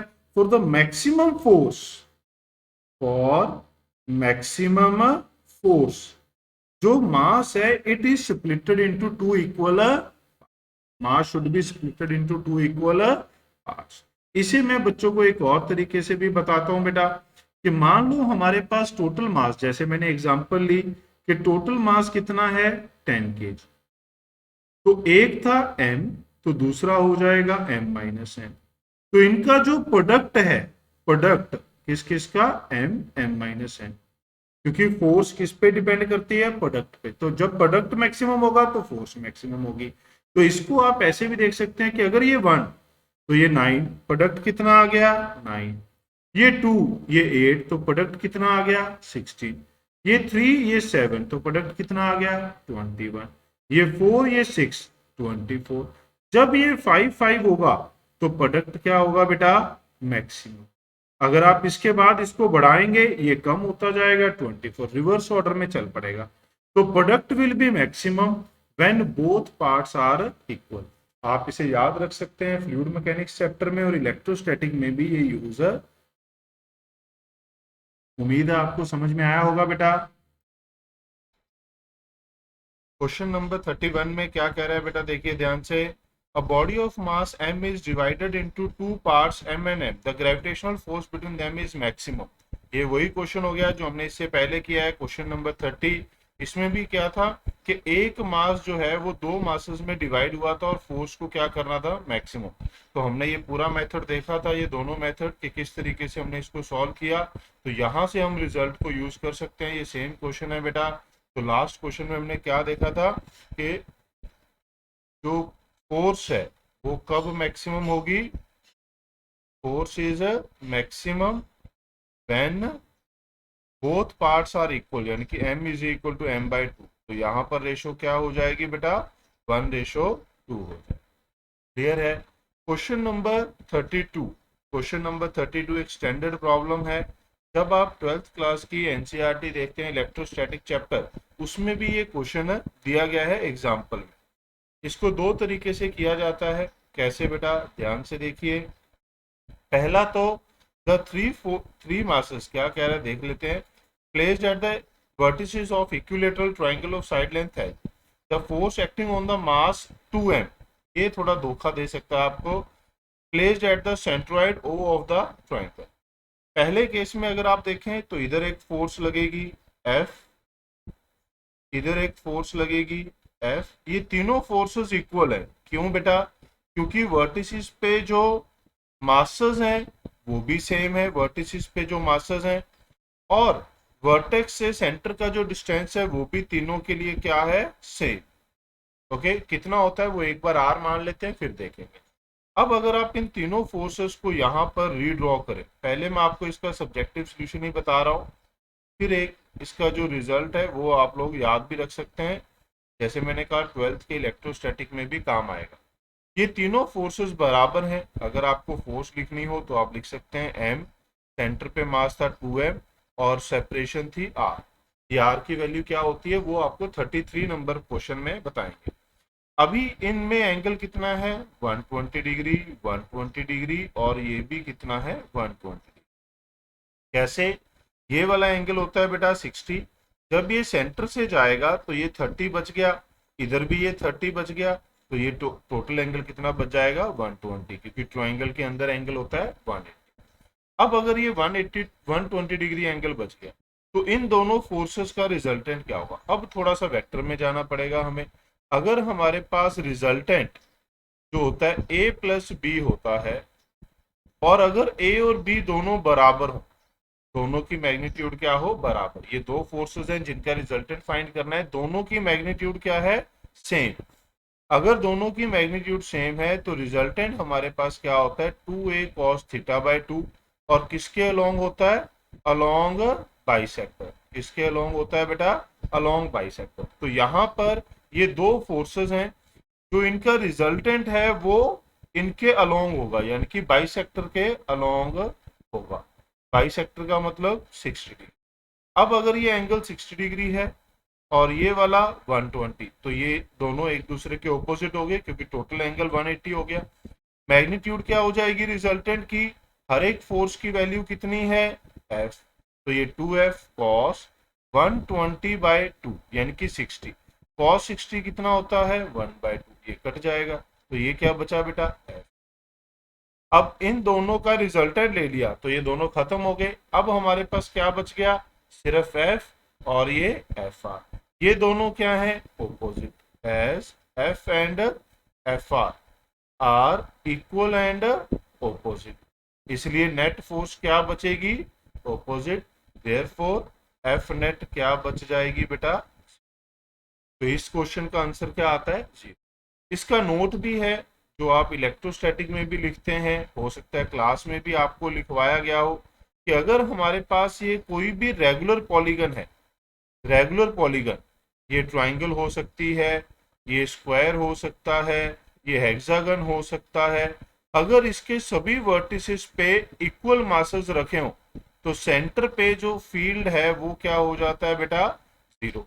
अगर सेंटर पे फील्ड जीरो है तो फोर्स क्या होगा, मास प्लेस्ड एट सेंटर, जो इस केस में कितना था 2m, into field at centre, तो वो क्या हो जाएगा, जीरो। तो अगर आपको ये नोट डायरेक्टली याद है तब भी आप इसे ऐसे सॉल्व या सीधा मार्क कर सकते थे, जीरो। क्वेश्चन नंबर 33 वो इसका सिमिलर क्वेश्चन है। In the question 32 if the mass placed at vertex A कौन सा, यही वाला होना चाहिए, हाँ A, is double than the force acting on the mass 2m placed at the centre. अब क्या होगा, अब अगर हमने इस मास को डबल कर दिया बेटा, 2m कर दिया, तो ये फोर्स क्या हो जाएगी, 2f हो जाएगी। बाकी तो हमने सब कुछ लिख ही दिया था, क्योंकि यहां पर भी a के लिए मास क्या हो जाएगा, डबल। तो ये फोर्स क्या हो गई, 2f। क्या ये बात समझ में आ गई होगी सबको। ये f लिया है हमने इन दोनों के बीच में। अब जब इसके बीच में फोर्स लिखेंगे तो ये मास डबल हो गया। अगर मास यहाँ पर डबल हो गया तो ये फोर्स क्या हो जाएगी, डबल। तो आप इस तरीके से इसे लिख सकते हैं। अब आपके पास क्या बच गया बेटा, अब आपके पास यहां बच गया 2f, यहाँ फोर्स f, यहाँ फोर्स f, इनके बीच में अभी भी एंगल 120 डिग्री है। तो यहां से जो रिजल्टेंट है वो लास्ट क्वेश्चन की तरह आप यहां पर क्या ड्रॉ कर सकते हैं, एफ ड्रॉ कर सकते। ओके बेटा, क्लियर है। तो अब हमारे पास एफ नेट क्या बच जाएगा, 2f minus F R which is equal to F. अब f किसके बराबर था, G m 2m by are square, यही था f। f क्या लिया था हमने, G m 2m divide by are square. अब मेन बात है आर स्क्वायर, आर की वैल्यू निकाल। ये हमारे पास एक ट्राइंगल है, ठीक है, ये हमारे पास एक ट्राइंगल है। हमें इसमें आर की वैल्यू निकालनी है, आर जो सेंटर से वर्टेक्स का डिस्टेंस है, ये लेंथ एल है। अगर आप देखें तो ये जो कंप्लीट लेंथ है ये है एच, ओके, कंप्लीट लेंथ। ये एंगल कितना है, 30 डिग्री, और ये 90। तो आप लिख सकते हैं एच किसके बराबर होगा, एल कॉस 30। क्या आप लिख सकते हैं कॉस 30 किसके बराबर हो गया, ये 30 के सामने परपेंडिकुलर, 90 के सामने हाइपोटेन्यूज, तो ये हमारे पास एच बाय एल हो गया। ओके, तो ये आ जाता है एल रूट 3/2। अब एच पता चल गया, तो आर कितना होगा, आर है यहां से यहां का डिस्टेंस, ये वाला सेंटर से वर्टेक्स, तो आर होता है 2/3 टाइम्स एच। ये आपको ध्यान रखना होता है, सेंट्रोइड का जो डिस्टेंस है वर्टेक्स से वो 2/3 टाइम एच होता है, और जो बेस से ये डिस्टेंस होता है ये h/3 होता है। तो 2/3 एच की वैल्यू एल रूट 3/2, 2 से 2 कट गया, एल बाय रूट, तो यहां पर हमें ये पुट कर देनी है। तो ऊपर था 2gm², एल की वैल्यू पुट कर, आर की वैल्यू आपने पुट कर दी एल बाय रूट 3 का स्क्वायर, तो it becomes 6gm² by L, 6gm² bye L square. उम्मीद है आपको ये क्वेश्चन समझ में आया होगा। अगर फिर भी कोई डाउट हो तो आप इस वीडियो को फिर से देख सकते हैं, 32 नंबर क्वेश्चन से लेके यहाँ तक, और हमारे टेलीग्राम चैनल पे भी ज्वाइन कर सकते हैं, वहां भी आप अपना डाउट शेयर कर सकते हैं बेटा। क्वेश्चन नंबर 34, क्वेश्चन नंबर 34 क्या कहता है, 6 point masses each of mass m are placed at the vertices of a regular hexagon of side L. The find the force acting on the masses. अगर centre पे पूछा होता तो सीधा 0 आ जाता, जैसे मैंने ऊपर बताया था। अगर सभी वर्टेक्स पे हम मास रख दे तो सेंटर पे फील्ड क्या हो जाता है, 0। तो सेंटर पे पूछा होता तो 0 होता, बट इसने क्या पूछ लिया, force acting on any one mass, किसी एक मास पे फोर्स हमें लगानी है। तो ये हमारे पास मान लेते हैं एक हेक्सागन है, हेक्सागन के सभी वर्टिसेस पे हमने क्या रख दिया बेटा, आइडेंटिकल पॉइंट मासेस m रख दिया। सभी पे क्या रख दिया बेटा, आइडेंटिकल पॉइंट मासेस m रख दिए। ओके, अब हमें इसे सॉल्व करना है, तो कैसे सॉल्व होगा, ध्यान से देखें। किसी एक पॉइंट पे फोर्स निकालनी है, मान लेते हैं वो ए ही है, सबसे आसान काम होता है इस वाले पॉइंट को कंसीडर कर लें। अब अगर आप देखें तो ये जो फोर्स है ये इधर लगेगी, जो ये वाला पार्टिकल है इसको इधर अट्रैक्ट करेगा, ये वाला पार्टिकल इधर अट्रैक्ट करेगा। मान लेते हैं दिस फोर्स इज एफ, मान लेते हैं दिस फोर्स इज एफ। इसे थोड़ा सा कोशिश करते हैं थोड़ा बड़ा हो जाए। मान लेते हैं ये फोर्स कितनी है, एफ। अब ये किधर फोर्स लगाएगा बेटा, अपनी तरफ, ये मान लेते हैं F1। वही फोर्स ये भी लगाएगा क्योंकि सिमेट्रिक है। अगर मासेस सेम है, डिस्टेंस सेम है, तो फोर्स की मैग्नीट्यूड क्या होगी, सेम, सिर्फ डायरेक्शन बदलेगी। तो ये वाला मास एक पार्टिकल को छोड़ के है, तो इधर ये भी है, तो दोनों का डिस्टेंस क्या होता है, सेम। तो दोनों सेम मैग्नीट्यूड की फोर्स लगाएंगे। एक ये भी लगाएगा, ये भी अपनी तरफ लगाएगा, तो इसकी फोर्स मान लेते हैं F। अब पहली बात है इन सभी फोर्सेस को लिखना और इनके बीच का एंगल लिखना। अगर मैं F और F को देखूं तो इन दोनों के बीच में एंगल क्या होगा बेटा, फिर से क्योंकि मैग्नीट्यूड सेम है तो रिजल्टेंट का फॉर्मूला हमने क्वेश्चन नंबर 32 में लिखा था। एंगल दोनों में, हेक्सागन की दो साइड के बीच का एंगल कितना होता है, 120 डिग्री। ये मुझे लगता है आप सबको पता होगा। तो F की वैल्यू क्या हो जाएगी, साइड लेंथ क्या दी है L, तो G m m by L square. ये कितनी फोर्स लगेगी इन दोनों में, G m m divide by L square. अब अगर दोनों का एंगल 120 डिग्री है तो रिजल्टेंट क्या हो जाएगा, along the bisector. Resultant will be along the bisector. कितने एंगल पे, 60 डिग्री पे। कितना हो जाएगा रिजल्टेंट, 2f cos 120/2। ये फिर से क्या हो जाएगा, f। कितना हो गया ये, G m square by L square. पहला सॉल्व हो गया बेटा, दोनों f सॉल्व हो गए। अब F1 अब अगर आप देखें ये F1 है इधर, ये इधर भी F1। अब F1 लिखने के लिए आपको इन दोनों के बीच का ये डिस्टेंस पता होना चाहिए बेटा। उम्मीद है आपको पता होगा, नहीं पता तो कैसे देखते हैं, ध्यान से देखिए। ये L है, ये L है, बीच में एंगल 120 डिग्री। अगर मैं यहां पर ड्रॉ करूं कुछ इस तरीके से, और ये हमारे पास लेंथ हमें जो R जो हमें फाइंड करना है, ये L है, ये L है, ये 120 डिग्री है। अगर आप यहां से परपेंडिकुलर ड्रॉ कर दें, क्योंकि आइसोसेल्स ट्रायंगल है, तो ये एंगल कितना बच गया, 60। ये कितना बच गया बेटा, 60। ये कितना था, 90। तो अब ये एंगल कितना है, 30। तो R की वैल्यू क्या हो गई, ये कितना बच जाएगा, R/2। तो R/2 है L cos 30। तो R की वैल्यू क्या आ जाती है, √3। आइसोसेल्स ट्रायंगल बेटा, ये एक आइसोसेल्स ट्रायंगल थी, ये पूरी वाली। हमने इसका बाइसेक्टर ड्रॉ किया तो ये परपेंडिकुलर होगा। ये 120 था तो ये इधर वाला एंगल 60 बच गया, तो ये 30। अब इस L का इधर कंपोनेंट लोगे तो ये बेस L cos 30 हो गया, और क्योंकि ये बाइसेक्टर है तो ये R/2 था, तो R/2 L cos 30, यानी कि R की वैल्यू L√3। तो F1 की मैग्नीट्यूड क्या होगी, दोनों का मास सेम था बेटा, बट R कितना है, √3L का स्क्वायर कर देंगे तो GM²/3L² आ गया। क्या ये पता चला बेटा आपको। अब अगर आप इन दोनों का रिजल्टेंट देखें, अब ये एंगल कितना है। अब अगर आप फिर से यहाँ पर थोड़ा सा ध्यान दें बेटा, अगर मैं थोड़ा एंगल्स की बात करूं यहाँ पर फिर से, तो ये एंगल कितना है, ये टोटल एंगल था 160, ये वाला सॉरी 120, ये बच गया 30 डिग्री। ये भी कितना है, 30, क्योंकि मैंने फिर से कहा ये आइसोसेल्स ट्रायंगल है, ये 120 था। ये दोनों साइड बराबर है, तो ये दोनों एंगल भी क्या होंगे, बराबर। तो ये कितने बच गए, 30।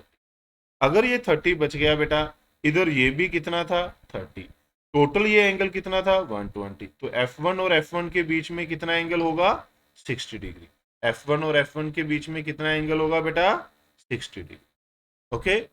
अब अगर 60 है तो जो, क्योंकि इन दोनों की मैग्नीट्यूड बराबर है, तो resultant lies between sorry along bisector. कितने एंगल पे, 30 डिग्री पे।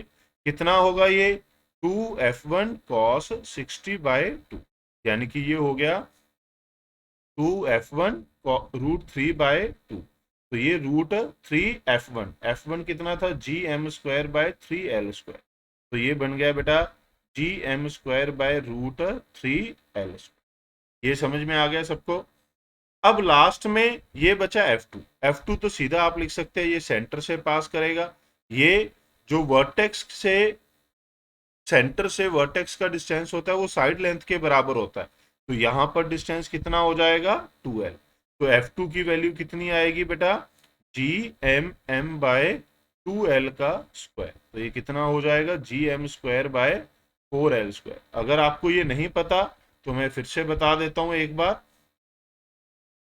ये डिस्टेंस 2L कैसे होता है। ये हमारे पास हेक्सागन है बेटा, अगर आप सेंटर तक लाइन ड्रॉ करेंगे, यहां से भी ड्रॉ करेंगे, तो ये टोटल एंगल 120 था, तो ये बच गया 60, ये भी कितना बच गया 60, तो ये भी कितना बच गया 60।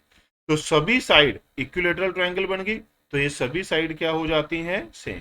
तो सेंटर से वर्टेक्स का डिस्टेंस एल, इधर भी एल, तो ये टोटल डिस्टेंस कितना बन जाता है 2। अब हमने देखा, हमने ये तीनों निकाल लिए, बट ये तीनों है किसके अलोंग, सारे इसके अलोंग थे बाइसेक्टर। इन दोनों का बाइसेक्टर इधर है, इन दोनों का बाइसेक्टर इधर है। तो अब अगर मैं थोड़ा सा यहाँ पर क्लीन अप करूं, इन चीजों को थोड़ा सा साफ कर दूं यहाँ पर, तो मेरे पास क्या बचेगा बेटा, अगर आप ध्यान से देखें तो हमारे पास क्या बच गया, एफ और एफ का resultant F R, F one और एफ वन का रिजल्टेंट एफ आर वन, और इधर क्या था एफ टू। तो ये तीनों सेम डायरेक्शन में आ गए, तो नेट फोर्स क्या बचेगी बेटा, ध्यान से देखना है, कहां पर लिख दूं, यहां लिख देता हूं। एफ नेट कितना बचेगा, बचेगा F R one plus F two. F R किसके बराबर था, G m square by L square. F R one किसके बराबर है, G m square by root 3 L square. और एफ टू किसके बराबर था, G m square by 4 L square. यहां से G m square by L square common ले लीजिए, 1+1/√3 1/4, 1+1/4 करोगे तो क्या बचेगा बेटा, यहाँ पर बच गया G m square by L square 5/4 plus 1/√3। तो ये मेरे पास क्या बचेगी, एफ नेट बचे। उम्मीद है आपको समझ में आया होगा बेटा, नहीं आया है तो आप फिर से इस क्वेश्चन के सॉल्यूशन को देख सकते हैं। मैंने सभी स्टेप्स को बड़े आराम से एक्सप्लेन करने की कोशिश की है, सो दैट आप अच्छे से इसे समझ पाए।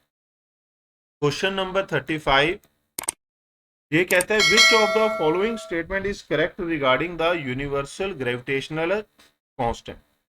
जी है same value in all system of unit, no बेटा, जी की जो वैल्यू है वो सिस्टम ऑफ यूनिट पे डिपेंड करेगी। केजी जब ऐसे यूनिट यूज करते हैं तो newton metre square by kg square, CGS करेंगे तो डाइन सेंटीमीटर ग्राम तो चेंज हो जाएगी। The value of G is same everywhere in the universe, ये ठीक है, अगर सिस्टम ऑफ यूनिट सेम है तो सब जगह सेम है, इसीलिए इसे यूनिवर्सल ग्रेविटेशनल कांस्टेंट बोलते हैं, क्योंकि इसकी सब जगह पर यूनिवर्स में वैल्यू सेम रहेगी। The value of G was first experimental determined by Kepler, no बेटा, इसके लिए मैंने आपके पास यहाँ एनसीईआरटी की एक जो स्क्रीनशॉट है वो रखी हुई है। G entering the universal law of gravitation can be determined experimentally and this was first done by Henry Cavendish in 1798। तो क्या आंसर आएगा, ये भी क्या हो गया बेटा, गलत हो गया। G is a vector, no it is a number, scalar quantity है, ये एक नंबर। तो ये हमारे पास प्रोपोर्शनल कांस्टेंट है, सॉरी, तो ये क्या है, एक इसमें से करेक्ट ऑप्शन क्या आ जाएगी, बी ऑप्शन। यहां पर देखें, mass of the earth has been determined through, कैसे डिटरमाइन किया गया, use of Kepler's law, sampling the density of earth and crust, Cavendish determined the of G and using Earth radius and G at the surface, use of period of satellite at different height।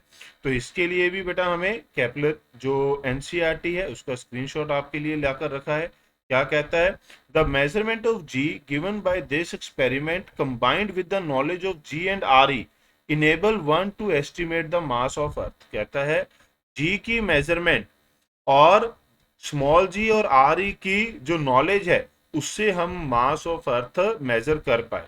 तो एक famous quote है, Cavendish weighted the earth, this is the reason why there is a popular statement regarding Cavendish weighted the earth, कि Cavendish ने अर्थ का weight measure किया था। तो हमारे पास क्या आ जाएगा बेटा, करेक्ट आंसर आ जाएगा C option. Radius of earth is 6400 kilometre and that of Mars is 3200 kilometre. Radius of earth दिया है, मार्स दिया है, mass of Mars is 0.1 times mass of अर्थ।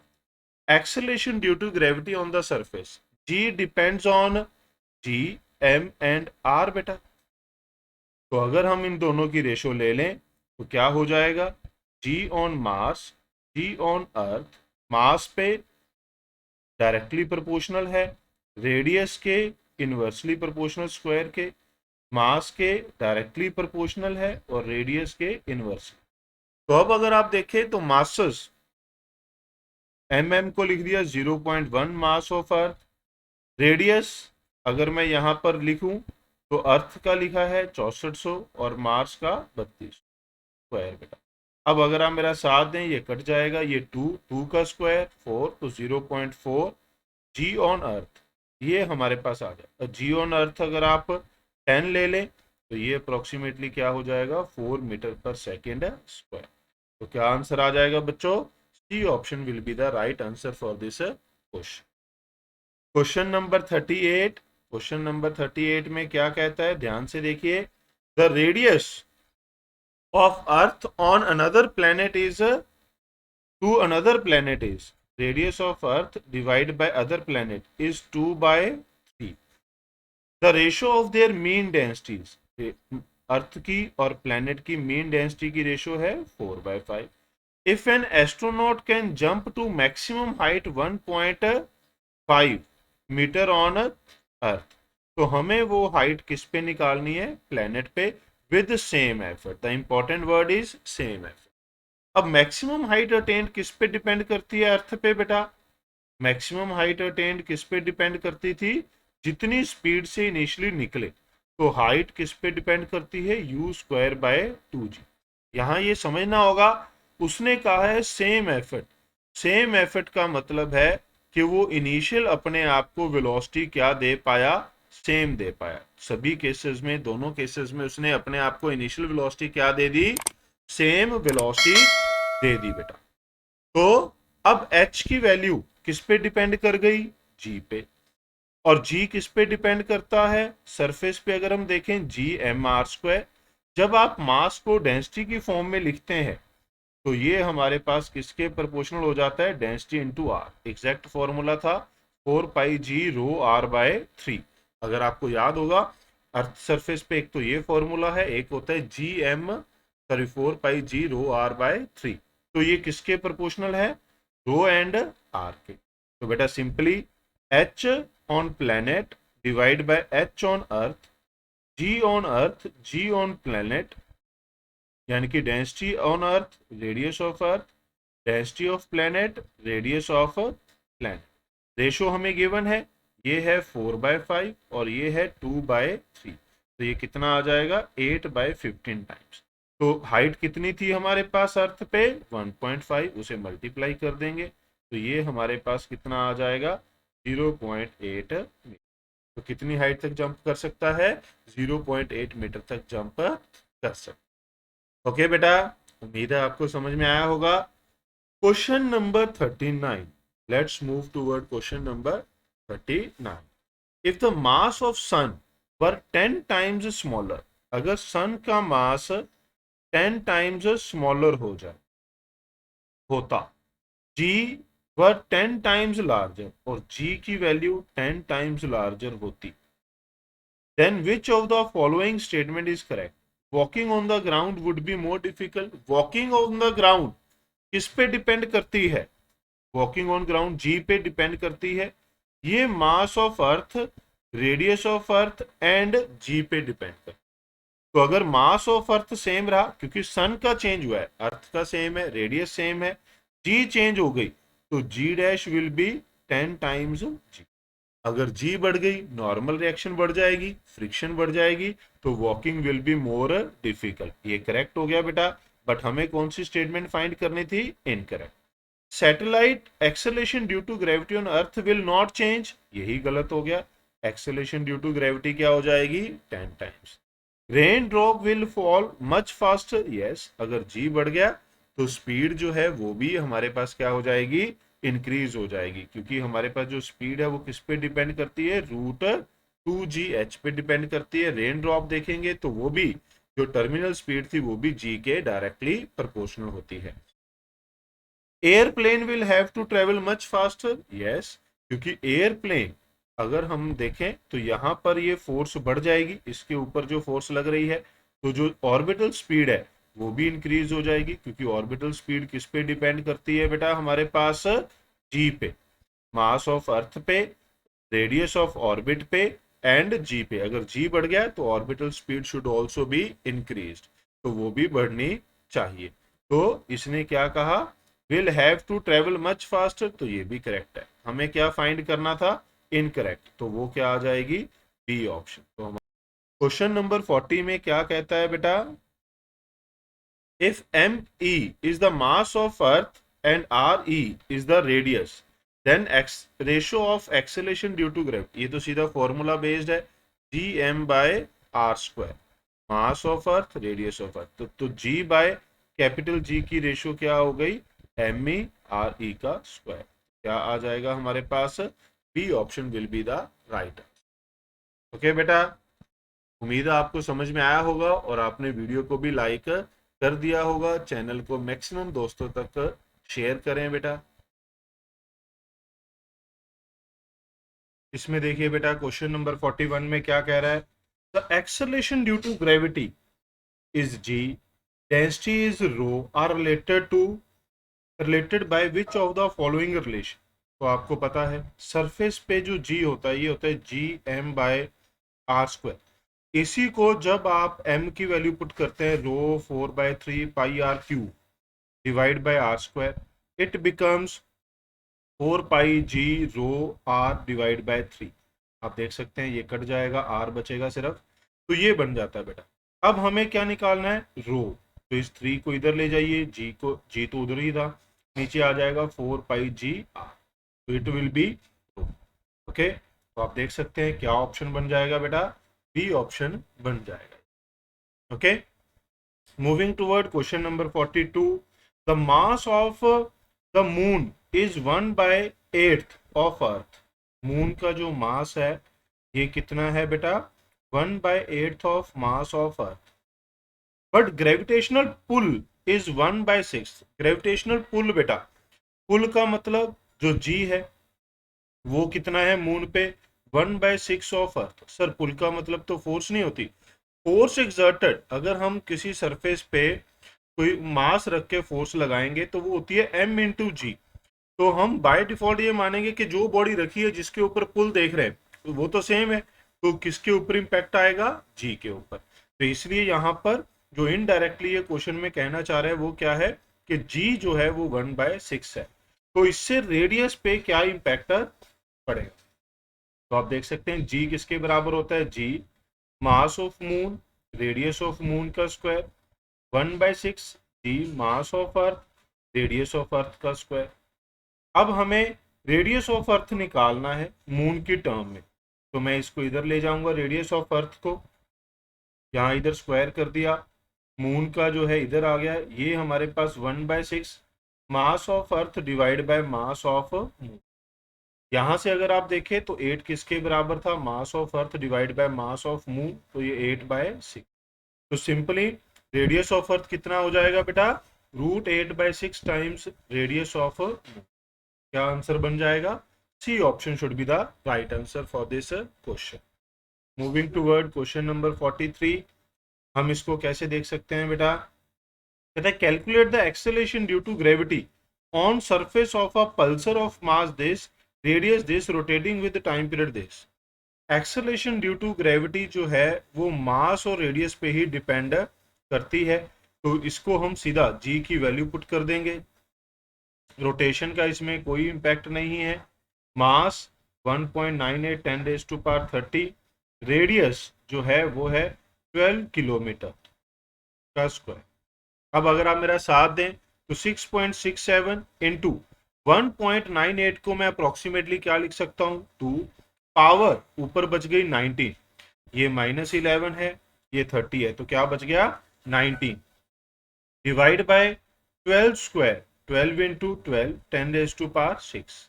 अगर आप मेरा साथ दें ये 6 हो जाएगा, तो अप्रोक्सीमेटली ऊपर क्या बच गया 1.11 डिवाइड बाय 12 इंटू 10⁻13। मैंने इसे 6 से इसको डिवाइड कर दिया। अब अगर आप देखें तो ये क्या है 11.1 divide by 12 into 10⁻12, this is nearly 10⁻12। और अगर आप चाहें तो आप इसको क्या कह सकते हैं, आप इसे लिख सकते हैं 111 डिवाइड बाय 12 इंटू 10⁻11, क्योंकि आप देख सकते हैं पावर्स क्या है 11।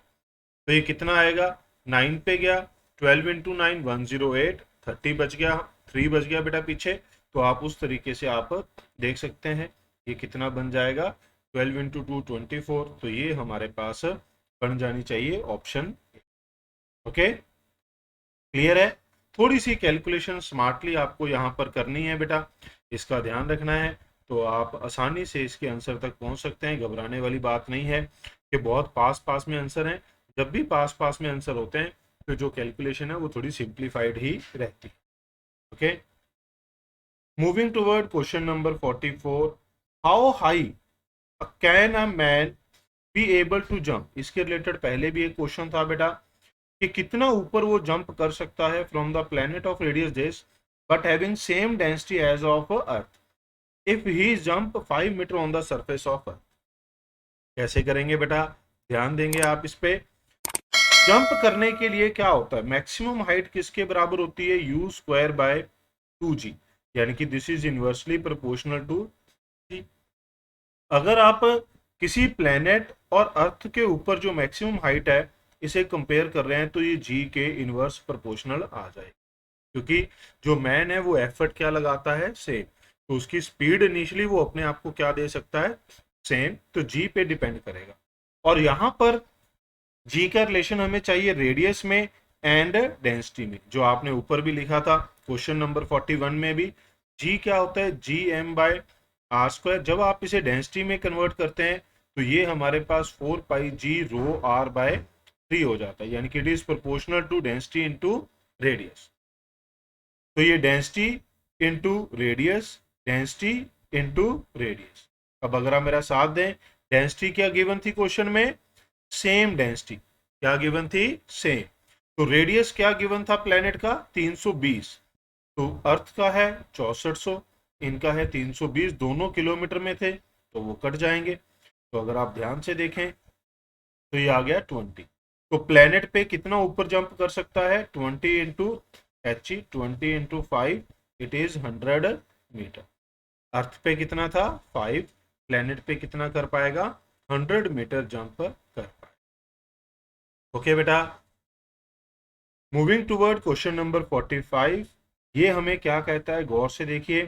Consider a planet in some solar system which has mass double the mass of earth, density equal to the average density of earth, the weight of an object on the earth is w, weight on some same object on this planet, weight on planet, weight on earth, same object है तो mass will remain same, weight will affect on a planet का नहीं था यहाँ पर, mass of object था, g due to planet, mass g due to earth।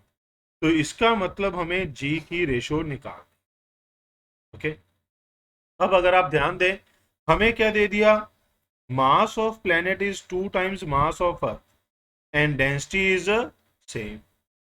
अब density और रेडियस में रिलेशन पता है हमें कि प्रोपोर्शनल होती है जी, मास और रेडियस में पता है, बट यहां तो रेडियस ही नहीं गिवन।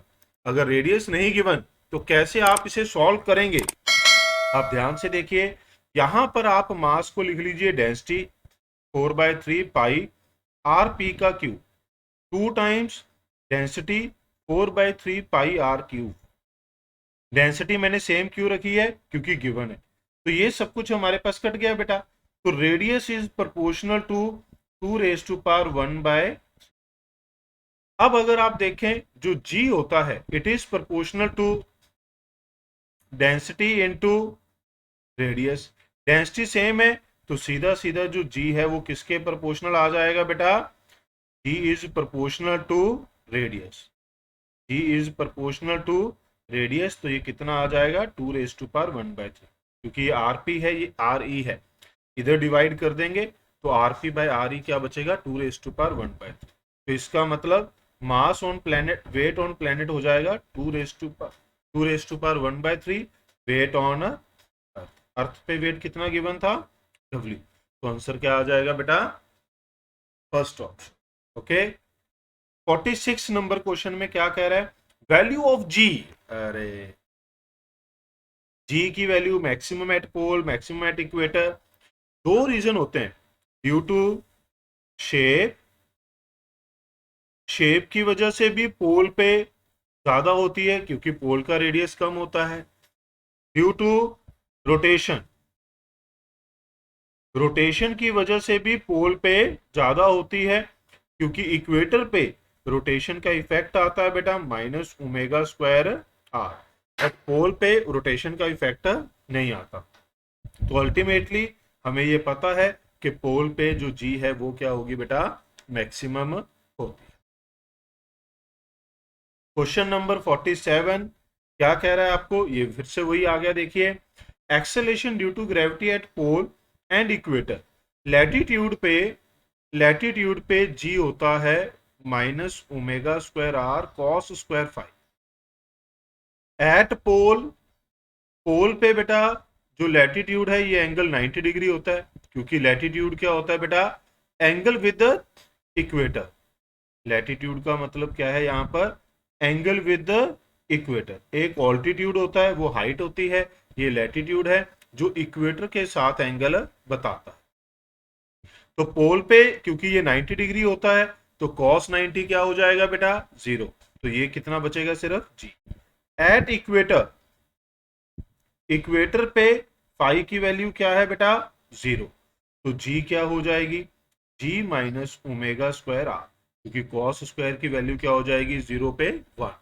ओके, अब अगर आप देखें तो यहां पर मैं क्या लिख सकता हूं, अगर आप मेरा साथ दें, जी को क्या लिखा जा सकता है, g p minus omega square R. तो आपके पास पूछा गया था जीपी माइनस जी इसके बराबर होगा ओमेगा स्क्वायर आर के बराबर होता है। R is the radius of earth. Clear है, सबको याद आ गया होगा, ये आपने क्लास में लिखे हैं बेटा। फिर आता है question number 48। Earth is flattened at pole, bulge at equator, this is due to. कहता अर्थ का इक्वेटर पे रेडियस ज्यादा क्यों है। आपको पता है जब कोई ऑब्जेक्ट घूमता है, एक्सिस जो है वो कहां से पास होता है बेटा, पोल में से पास होता है। इक्वेटर पे एक्सिस से मैक्सिमम डिस्टेंस होगा, ये कांस्टेंट एंगुलर वेलोसिटी से घूम रही है। जो पोल पे होगा इस पे जो सेंट्रीफ्यूगल फोर्स होगी वो क्या होगी बेटा, मैक्सिमम होगी, क्योंकि पोल का रेडियस, मास, ऑब्जेक्ट का मास मान लेते हैं सेम है, ओमेगा स्क्वायर इंटू आरपी। जितना आप पोल से दूर जाएंगे उतनी सेंट्रीफ्यूगल फोर्स बढ़ती जाएगी, और जैसे ही आप पोल पे आएंगे आरपी 0 हो गया, यहां सेंट्रीफ्यूगल फोर्स 0 हो जाएगी। इसीलिए इस तरफ फोर्स होने की वजह से ये थोड़ा सा इस तरफ फ्लैट हो गया है। तो क्या कहता है, earth revolve around the sun, angular velocity of spinning about its axis is more, the centrifugal force is more. Angular velocity सभी पॉइंट के लिए क्या होती है, सेम। किसी भी पॉइंट पे अगर आप देखेंगे कोई एक्सिस के अबाउट घूम रहा है अगर कोई ऑब्जेक्ट, तो वो सेम होती है, बट सेंट्रीफ्यूगल फोर्स आर के ऊपर डिपेंड करती है, तो इक्वेटर पे मैक्सिमम होगी। तो आंसर क्या आएगा बेटा, सी। क्वेश्चन नंबर 49 ये क्या कहता है बेटा, a body is hanging from a spring, stretch it by 1 centimetre at the earth surface. तो बेटा स्प्रिंग के अंदर के x not is equal to m g, how much will the same body stretch the spring at place this. अगर same spring है, same body है, तो बेटा हाइट पे क्या बदल जाएगी। तो अगर मैं इन दोनों को डिवाइड कर दूं, ये ऑन सरफेस ऑफ अर्थ हो गया, ये हाइट पे हो गया, अगर आप इन दोनों को डिवाइड कर दे तो आपके पास बच गया जी एच बाय जी। अब जो हाइट है वो 1600 किलोमीटर है, यानी कि कंपेरेबल टू आर है, तो जी एच का फॉर्मूला कौन सा लगाओगे बेटा, जी एच के दो फॉर्मूलाज होते हैं, जी एच के आपने दो फॉर्मूलाज पढ़े, एक जी 1 प्लस एच बाय आर का स्क्वायर जब एच कंपेरेबल हो, एक जी 1 माइनस 2 एच बाय आर जब H much smaller than are. तो यहां ये कंपेरेबल है, तो आप यहां पर कौन सा फॉर्मूला यूज करेंगे, G divide by 1 plus h by R का स्क्वायर डिवाइड बाय, कट जाएगा, तो 1 बाय एच कितना है बेटा 1600, आर कितना है 6400, किलोमीटर है दोनों, तो ये सेम कट जाएंगे यूनिट, तो क्या बच गया 1 प्लस 1/4 का स्क्वायर, तो इट इज 16/25x। तो अब अगर आप देखें ध्यान से, ये 16 है, ये 25 है और x कितना था 1 सेंट, तो ये क्या आ जाएगा बेटा 0.64। कैसे, मैं इसको ऐसे सोच लेता हूँ कि ये 16 है, नीचे 25, 4 से मल्टीप्लाई कर दो तो ऊपर 64 और नीचे क्या हो जाएगा 100, तो हमारे पास 0.64 सेंटीमीटर आ जाएगा। क्लियर है बेटा, समझ में आया? अगर नीचे 25 दिख रहा है तो ऊपर नीचे 4 से मल्टीप्लाई कर दो, नीचे 100 हो गया, डेसिमल में लगाना बड़ा आसान काम होता है।